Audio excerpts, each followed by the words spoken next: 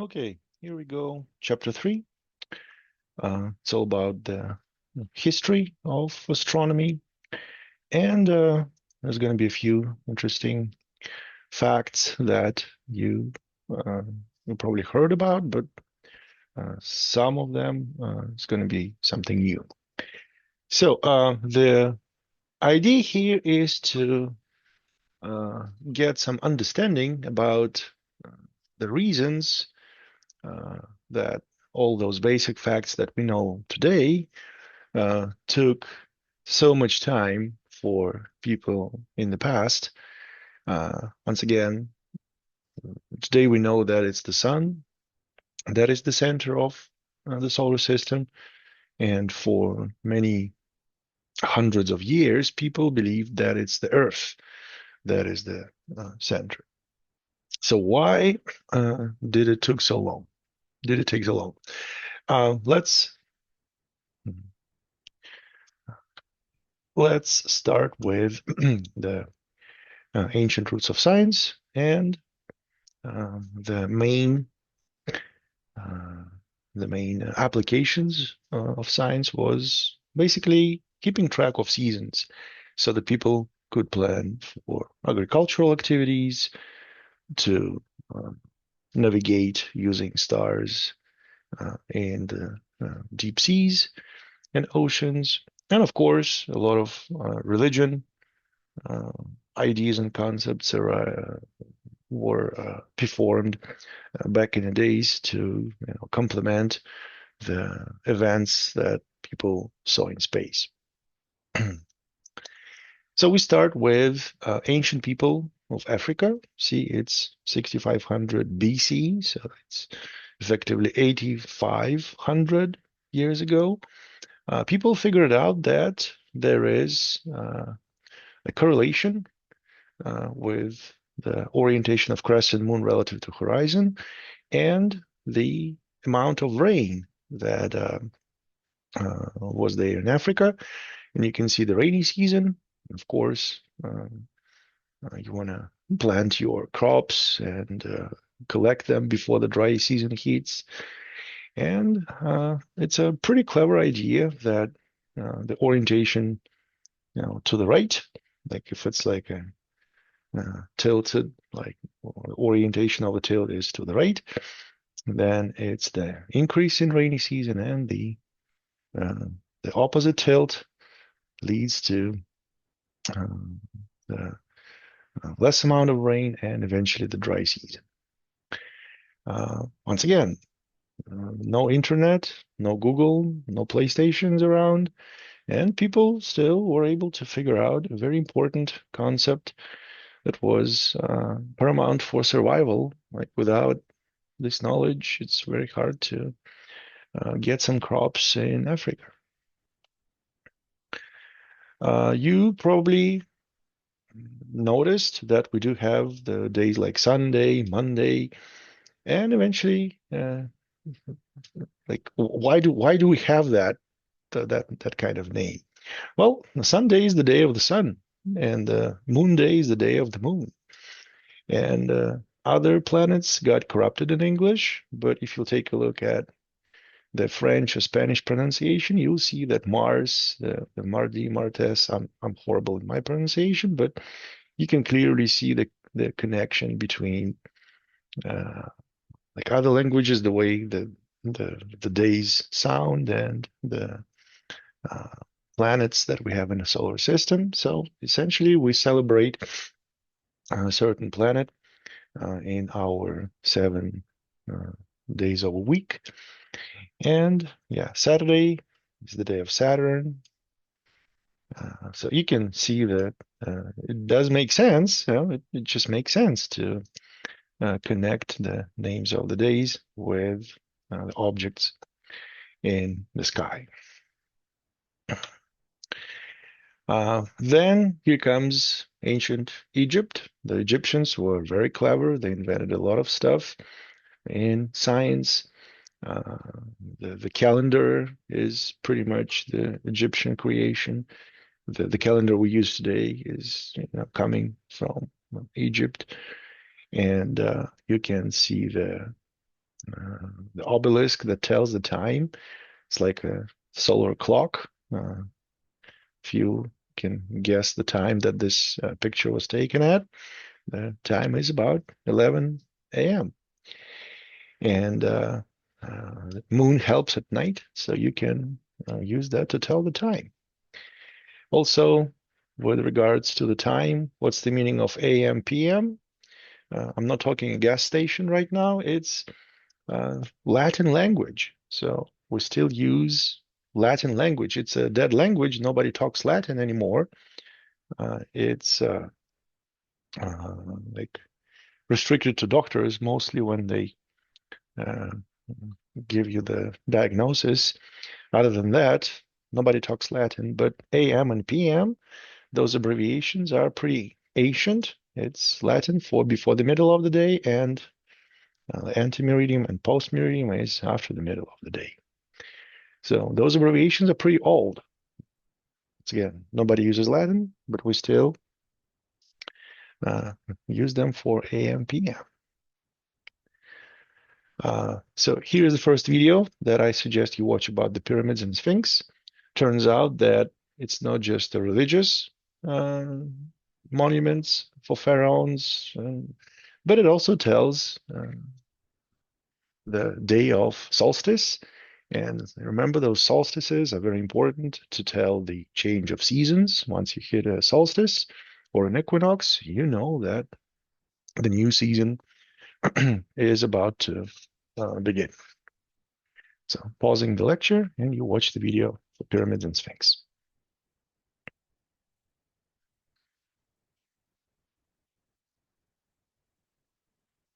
Okay, so you can see that it was very helpful hand to tell the days of solstice, and that was ancient Egypt. Now we go to Europe. To be more specific, we're talking the construction site that we call Stonehenge. It's about 3,500 years old, so pretty ancient structure.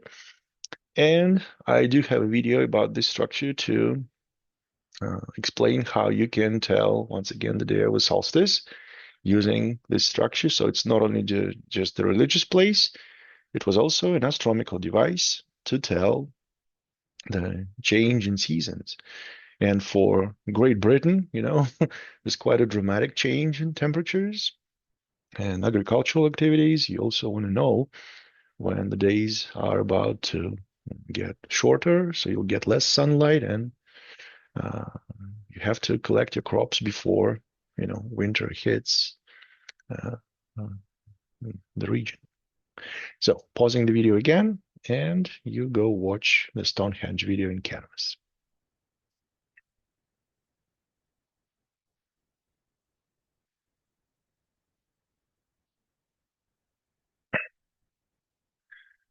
And on to the American continent we go, and you can see that there is another structure that we call Templo Mayor. If you go to modern Mexico City, it's the site of the ancient city of Aztec civilization, the Tenochtitlan.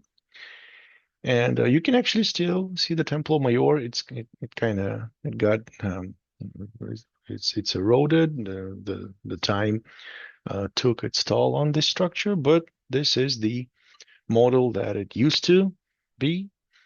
And you can see that the idea is pretty much the same as you have Sphinx and pyramids. You could tell the day of the equinox. See how it's equinox, not solstice? But it doesn't matter because if you can tell the equinox, then you can tell the solstice as halfway between equinoxes.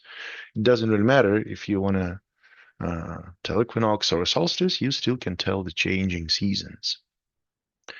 And that's definitely a good help to start planning your agricultural activities. And of course, in place for religious, parties. So the sun must rise through the notch between the temples on those days of equinoxes, and that's how you can tell seasons in uh, Aztec civilization. And one more site for you to uh, probably you can actually go to that national park and find the Sun Dagger exposition.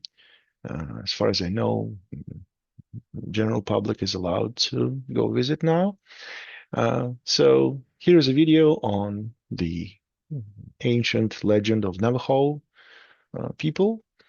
Um, it was pretty easy to tell the days of summer solstice if you understand that legend about a changing woman. So, gonna pause the video again and go watch the video about the Colorado Sun Dagger.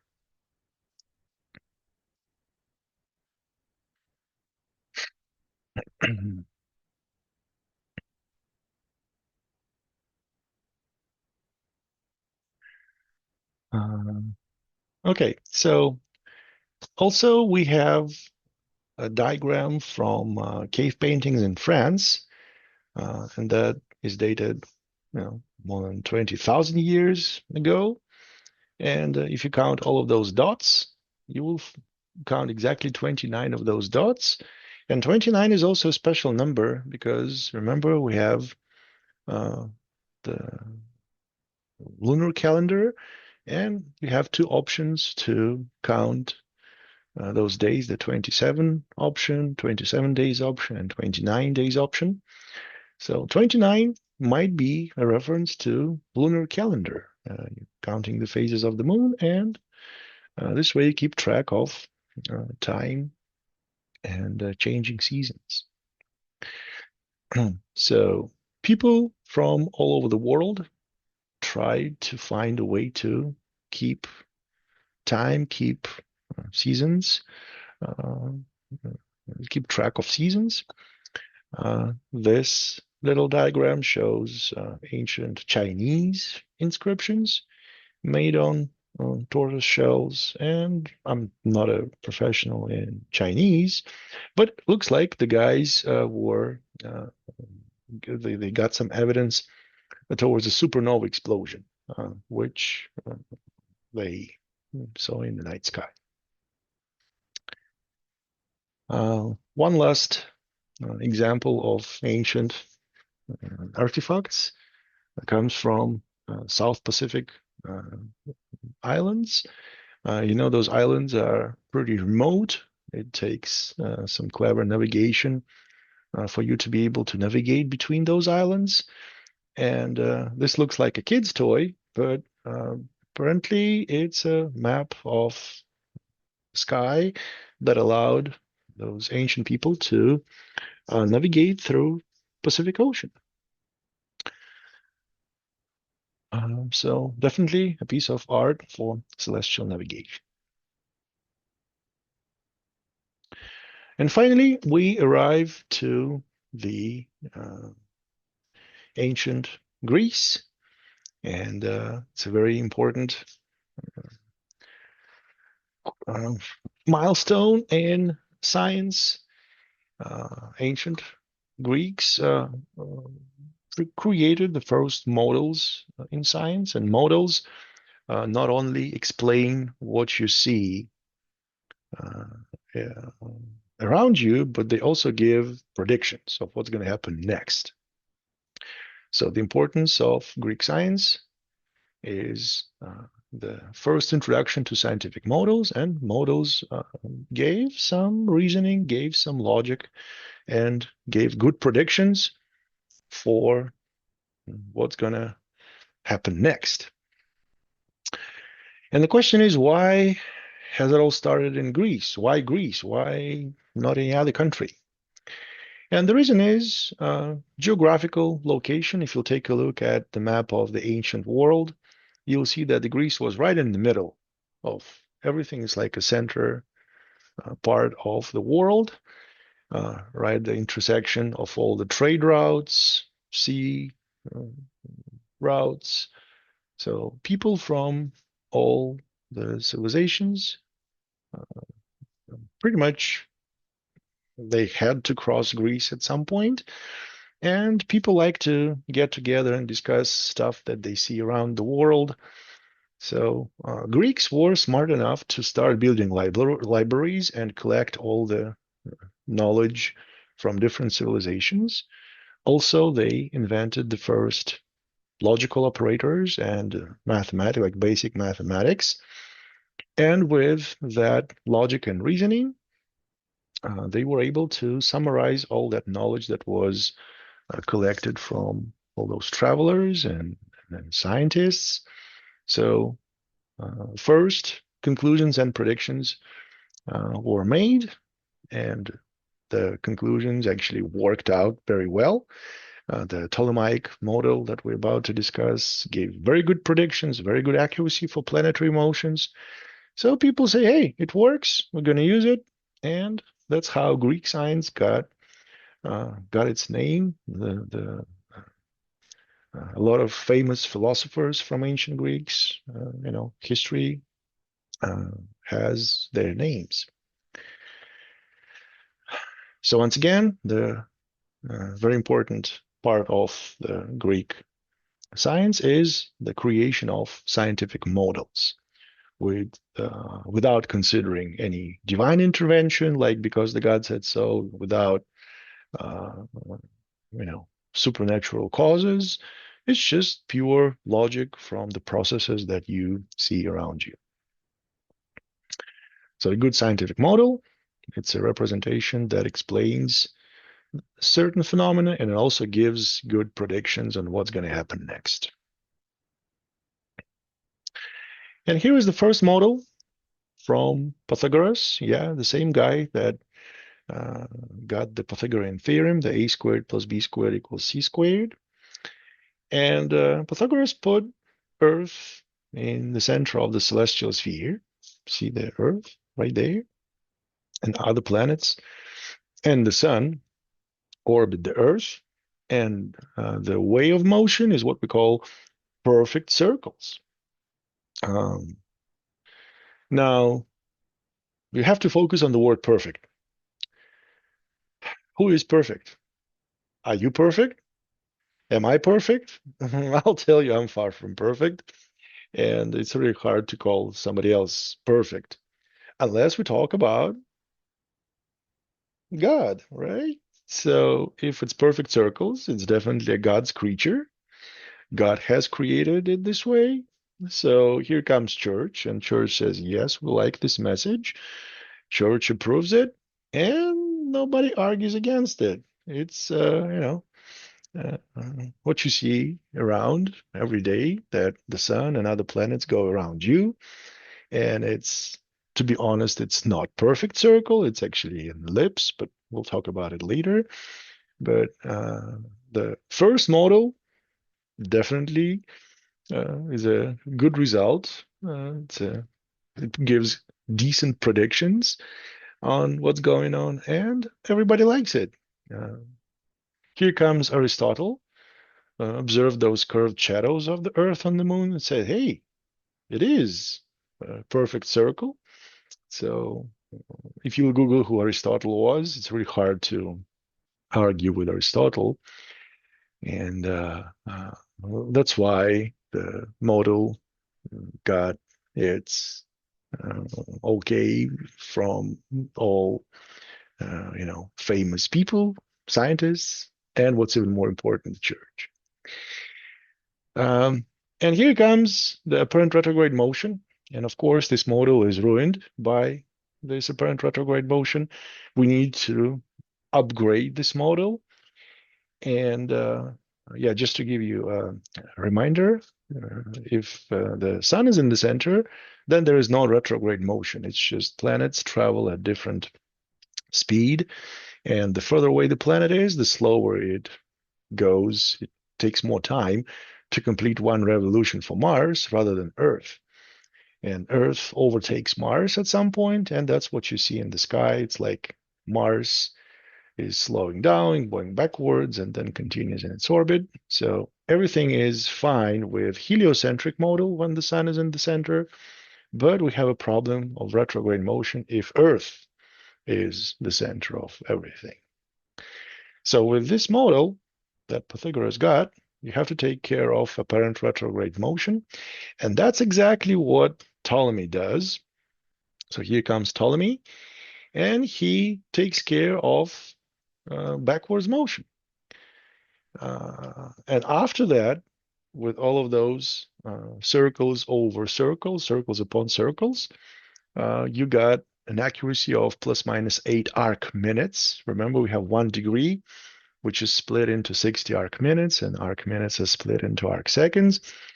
So the accuracy of Ptolemaic model is plus minus 8 arc minutes. You cannot tell the difference with a naked eye. So 8 arc minutes totally takes care of the accuracy for an unaided eye, and it gave good predictions. You can't argue against it without a good telescope. So people used it for the next 1500 years. And what's even more important, it's circles upon circles. So once again, it's God's creature.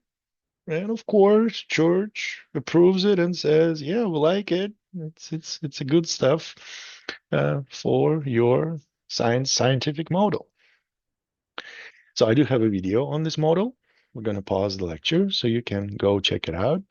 I want you to uh, take a closer look at those circles and like smaller circles on top of larger circles for all the planets. And it's funny how the sun doesn't have any circles on circles. It's just one circle. And same thing for the moon. If you look for the moon, you'll see that it's a kind of odd trajectory. But once again, gives good prediction. So this science was in place for 1500 years. So go check out the video representation, and we'll pause the video.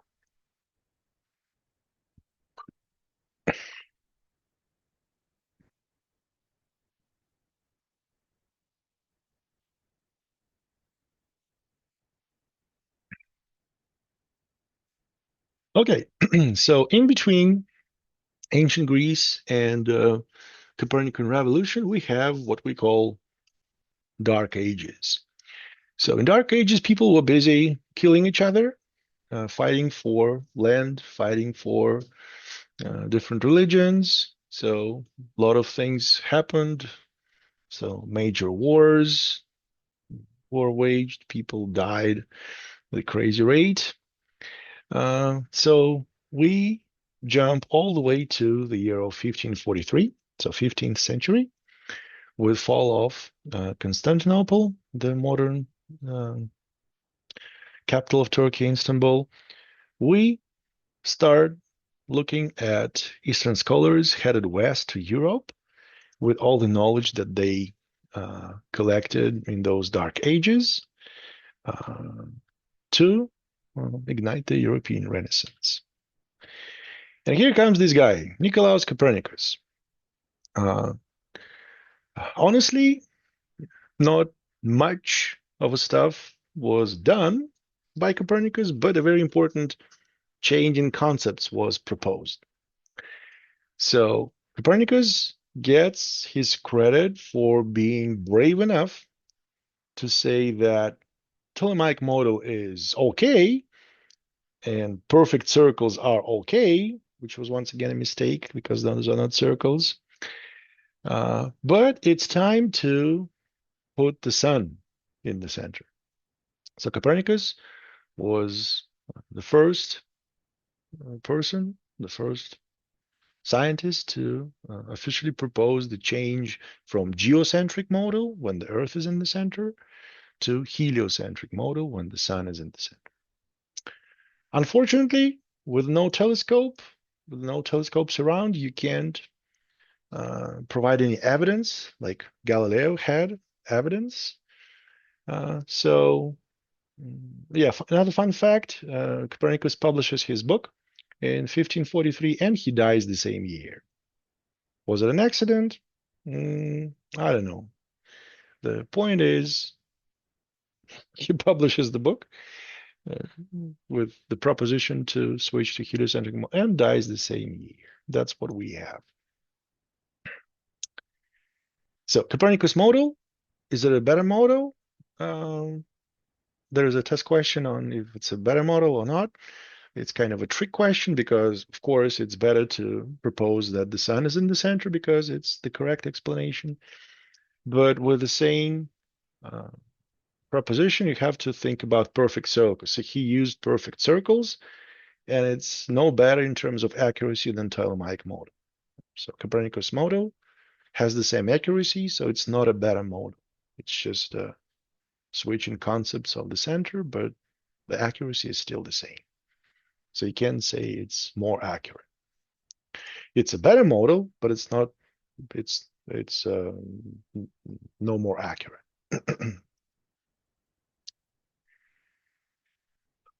Okay, the next stage, uh, like the next part towards the correct explanation, we have to give some credit to Tycho Brahe. You got to say because Dutchman. And I don't want to say much. So I'll just say Tycho. Okay, so Tycho was a very rich man. He built his own observatory. He hired best people for his scientific projects. He wanted to create his own model of planetary motions. He wanted to become famous in terms of science. And for 30 years, this guy collects data, experimental data, on planetary positions. Think about it, 30 years of data collection. So it's a hell of a lot of data, and it's quite a determination to do something for 30 years without any guarantees, of success. And guess what? He fails. He never compiled any particular theory based on his observations, but he was uh, lucky or smart enough to hire Kepler. And Kepler was a famous mathematician of that time. So Kepler got hold of all the Tycho's data.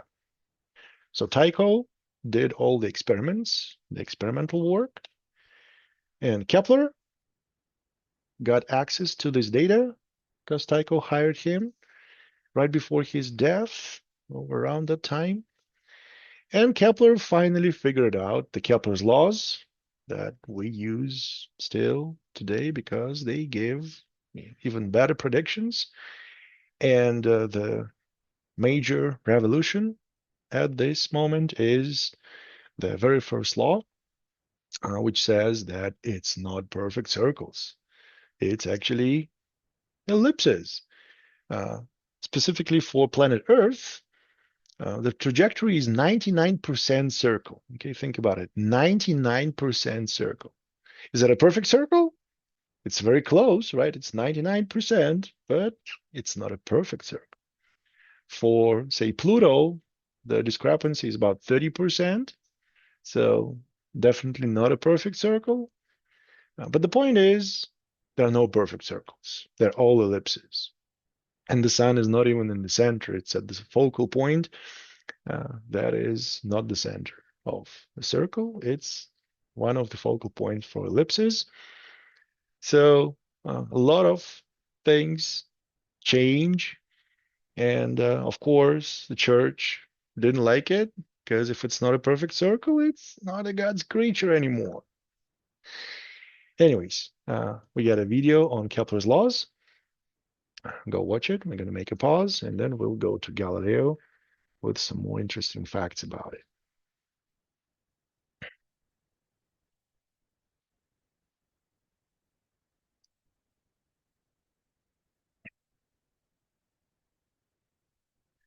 Okay, so it's the first law that you say ellipses, not perfect circles. And then you say equal areas in equal times. Or you say if the planet is closer, then it travels uh, faster. And if it's further away from the sun, then it travels slower. And then the third law, p squared equals a cubed. We'll work on that formula a little later. This is not a pre-calculus class. Pre-calculus class gives a good understanding of conic sections, and ellipses are one of those. You don't have to do any crazy math in this particular class. But if you want more information on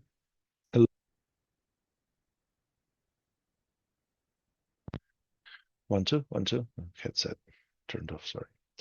But if you want more information on ellipses, you definitely want to go check out the pre-calculus textbook with the centricities and semi-major axis, minor axis. So all of those parameters are very well described in the pre-calculus conic sections. So first law, you say the orbit of each planet is an ellipse. It's not a perfect circle. And the sun lies at a focal point, not the center. What do we have at the other focal point? There's nothing. It says nothing lies at this focal point. And when the planet is closer to the sun, it travels faster. And if it's further away, it travels slower. So you have those shaded areas, those sectors. The shaded area here is exactly the same as this shaded area in terms of numbers. You can see that it's like larger base and smaller height, and larger height, smaller base, and the product is the same. It's like 5 times 2, same as 2 times 5. So numbers are different, but product is the same. And third law says p squared equals a cubed. If you just state that on your paper during the test, that's full credit. P squared is the square of a period, so it's time for one complete revolution. And a is the distance, average distance between the sun and the planet in astronomical units. Remember, one astronomical unit is about 150 million kilometers or 100 million miles. So let's practice. This is a tough question. Let's practice for Earth, for planet Earth. What do we have? What's the orbital period in years for planet Earth? How much time in years does it take for Earth to complete one revolution? Well, it's 1 year. In case you didn't know, 1 year for one complete revolution. So P is 1, the planet Earth, and 1 squared, 1 times 1, that's 1. And average distance from the sun in astronomical unit for planet Earth, remember the definition is 1 astronomical unit for Earth versus the sun. So average distance from the sun in astronomical unit for planet Earth is also 1. And 1 cubed is 1 times 1 times 1. That is still 1. So you got 1 on the left side equals 1 on the right side. So for planet Earth, that works. Now let's say there is an asteroid in the main belt, and average distance is about 4 astronomical units. How long does it take for that asteroid to orbit the sun? Well, using the same formula, and A is given as 4, 4 goes cubed, so it's 4 times 4 times 4. 4 times 4 times 4 is 64. So what is P? Well, P squared is 64, so we need to find a number that goes squared and is equal to 64. That number is 8. So that asteroid will take 8 years to orbit the sun once. So you can see how the distance goes up, the distance increases from the sun, and the time for one complete revolution increases as well. That's the idea. And once again, it's not just for asteroids or planet Earth, for any other object in the solar system. We do have Kepler's third law that guides this kind of motion. And this is my favorite man. Galileo is, probably the one of the most interesting guys in astronomy. Unfortunately, Church opposed his work in a very, harsh way. So his book was banned. He was burned outside of the church's land, and that was a big deal back in the days. Like you burned outside of church, that was a very bad thing to go through. He was formally vindicated by the church in 1992. Okay, 1992, finally the Catholic Church says, yeah, Galileo was correct. It took them, yeah, 300 years. We had people in space with all the proofs that Galileo had 300 years ago. So, yeah, not a good way to treat Galileo from the church. Anyways, we have the first video about fun facts about Galileo. I'm going to make a pause and then we'll discuss the importance of his discoveries.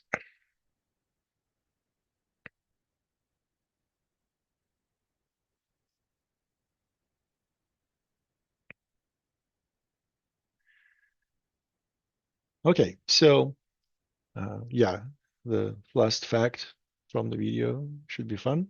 Next time you travel to Italy, go visit the Florence and check out the middle finger from Galileo. Um, so, what's the big deal with the Galilean view? The first statement from Aristotle was that Earth could not be moving because objects in the air would be left behind. And I suggest you oppose this with a hot air balloon. If you ever tried hot air balloons, you know what I'm talking about. You rise above the Earth in the hot air balloon. And if you wait for some time and land back, you're not going to land too far away from your point of origin. You will land in the same area, kind of. And you will not be left behind. Like you will not land in Europe if you started in America. So objects in air cannot be left behind. They move with atmosphere, with the Earth. So the Aristotelian view fails to comply with number one. Second view from Aristotle is orbits are perfect, as heavens should be, because it's all God's creature and stuff like that. Here comes Kepler with his calculations, and he proves that it's not a perfect circle. Nothing is perfect. So heavens are not perfect. And the third statement from Aristotle is the idea of parallax. Remember, if you can't detect the parallax, you say, oh, everything is just sitting still. There's no jump back and forth. So for planet Earth, we can't detect parallax. You say Earth is in the center and everything orbits Earth. But there is another explanation. And you say, hey, you can detect parallax because it's so small, because stars are so far away. It's perfectly a perfect explanation to what is going on. Stars are so far away that you just cannot detect it, but it's still there. It doesn't mean it's not there. You can detect it. It's not the problem of heaven. It's your problem not being able to detect it. So objects in air would stay with moving Earth. That's part of Galileo's experiments. Oh, in fact, the Newton's first law that you call Newton's first law, it's actually the law from Galileo. Newton just borrowed the Galileo's work and summarized it with his other statements about the force, mass, and acceleration, and equal and opposite force. But the first Galilean's law, the first Newton's law, is pretty much the law of Galileo. So Galileo definitely gets credit for it. um, yeah, Galileo had a very important advance, important edge over previous observations.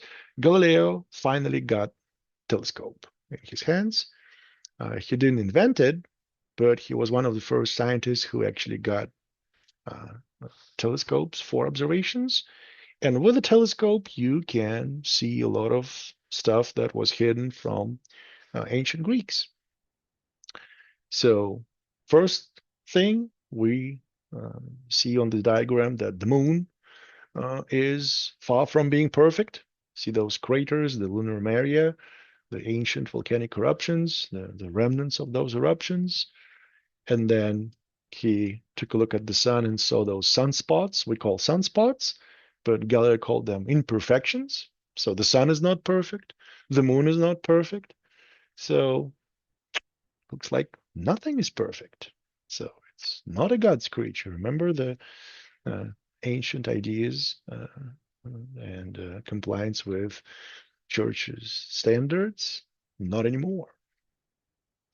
And it's a real world evidence. You take a look at all of those objects through a telescope, you see that with your own eyes. It's not that it's because someone said so, it's you can see it for yourself. And for the parallax, Galileo says, yeah, stars should be way further than we think they are. And you can detect parallax because the distance is so enormous. It's a perfect explanation to what we see.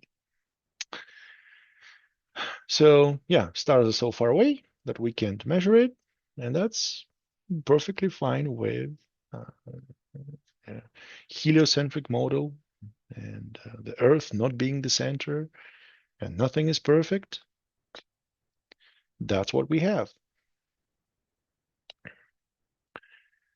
Yeah, one more statement towards the Earth not being the center is what we call today Galilean moons, the Io, Europa, Ganymede, and Callisto, the four largest moons of Jupiter. Galileo was the first to see the dance of those moons around Jupiter. You can see the picture shows a page from Galileo's diary. That's his notebook. And you see the Jupiter as a circle, and those little stars are Galilean moons. So looks like those moons orbit Jupiter, not Earth. So there is another object in the solar system that has its own moons. So Earth is nothing special. It's not that everything orbits the Earth. So Earth is probably not the center of everything. So, uh, so Galileo saw four moons of Jupiter, proving that not all objects orbit the Earth. This is, one of the statements that opposes Ptolemaic model, the ancient Greeks model. Definitely a piece of evidence towards heliocentric model, not geocentric. And one final proof for the sun to be the reference point for our solar system coordinates, not the Earth, is the set of phases for Venus. So let's say we have the Earth is in the center and Venus should be orbiting Earth, not the sun. Then you see all of those phases for Venus, new crescent, and then it's another new phase. So there's no full phase for Venus if it orbits the Earth. But what Galileo saw through his telescope is the full phase of Venus. So Venus actually goes through all the phases like the moon does, and it's not just new and new, but new and the full. Because normally that phase would be hidden from your naked eye view because the sun will block your view of Venus.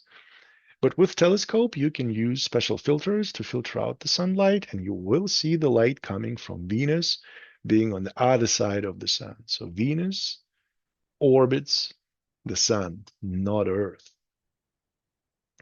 which means that geocentric model is not good. And Galileo publishes his book with evidence from his telescope.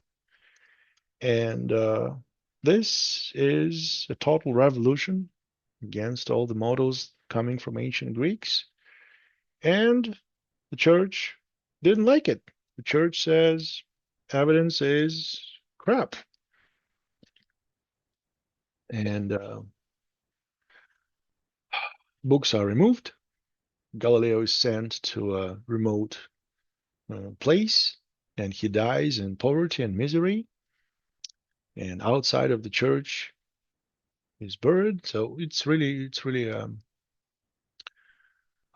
very sad story for a person who dedicated his life to science, and with all the proof, it was totally ignored, and was formally vindicated in 1992. There is an article in New York Times, you can Google it and find it, where the Catholic Church finally says, yeah, Galileo was correct. Okay, here we come with the scientific method. This is a science class. We have to be comfortable doing science through the scientific method. And you go through certain steps that are shown in this diagram. You have to look around and start making observations. And then you see something strange that you know, probably didn't expect, or you see that you found something new, and you ask a question of why is it so? What is the reason for that? Or, any kind of a question that is good for science, scientific discovery.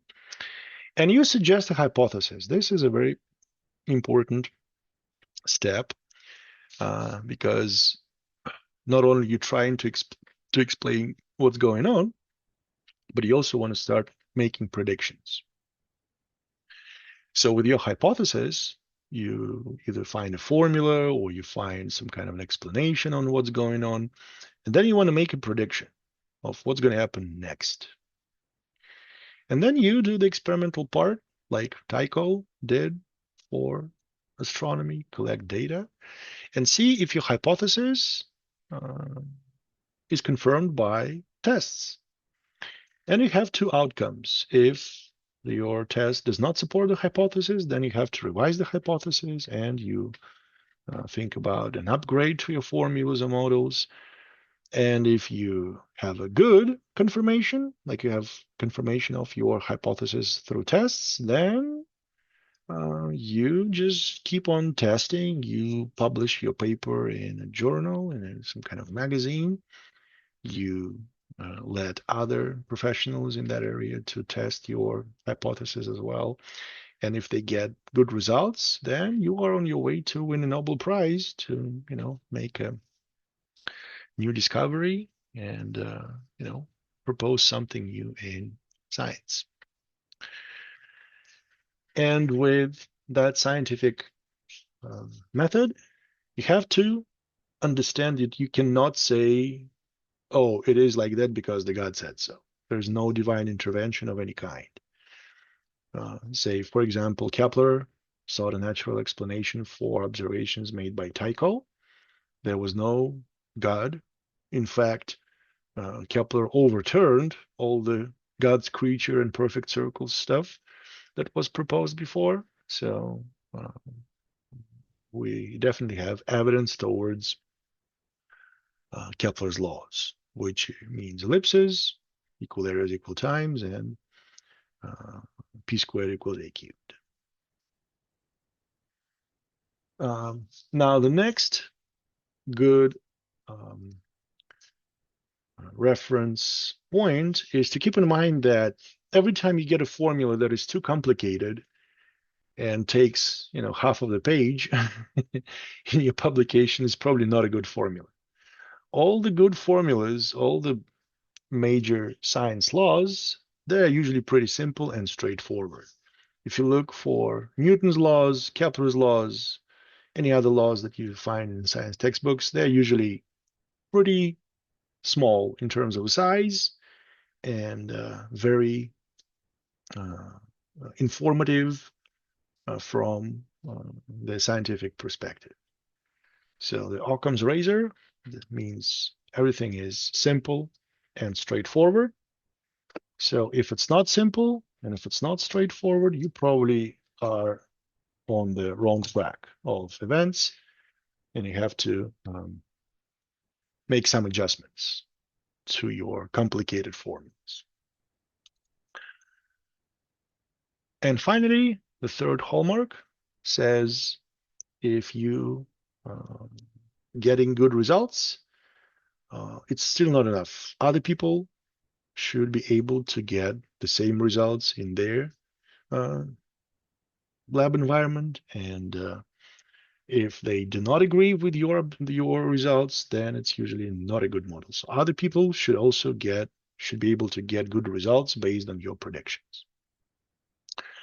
Say, the Kepler's models can still be tested, and slight discrepancies actually led to new discoveries.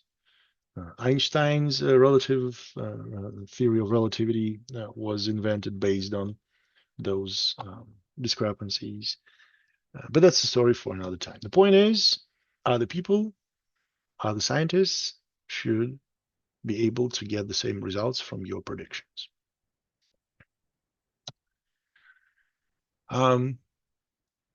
So if it's not a model, if it's a set of models, you can combine them in a theory. And the major theory for this class is the Big Bang theory, which I have a video about. You don't have to understand those muons, gluons, quarks, and stuff, but you have to understand that we do have a good theory that explains everything that we see around us of today. There are still some questions on what happened before the Big Bang, what happened during the first fraction of a second, because those questions are still unanswered. But scientists from all over the world are working on those questions right now, and maybe your generation will be able to address those issues. Anyways, there's a video about the Big Bang, just a short introduction. And if you have more details, if you need more details on that, you have to take a physics class, chemistry class, biology class, and get some details from those classes. Okay, this concludes the chapter 3. I'm gonna stop the recording. Looking forward to chapter 4.